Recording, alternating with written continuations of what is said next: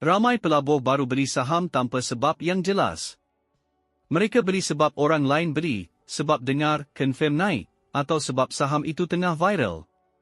Tetapi bila ditanya, syarikat ini buat apa? Valuasi mahal atau murah? Trend naik atau turun? Kebanyakan pun tak tahu. Sebab itu bila market merah sikit, mereka terus takut. Dengar rumor kecil pun gelabah. Market retrace sedikit terus nak cabut. Sebenarnya, apa yang beri keyakinan kepada pelabur berpengalaman? Ialah alasan kukur sebelum masuk posisi. Seperti, valuasi murah berbanding pesaing.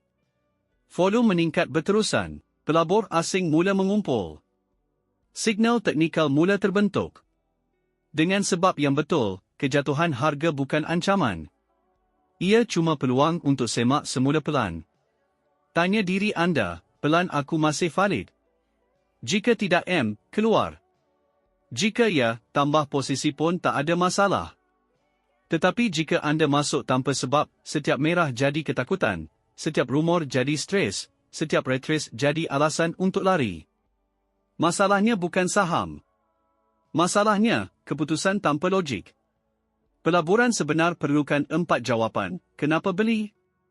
Di harga mana nak beli? Apa jangkaan anda? Bila perlu nilai semula? Jika 4 ini tak jelas, anda bukan melabur, anda sedang berjudi.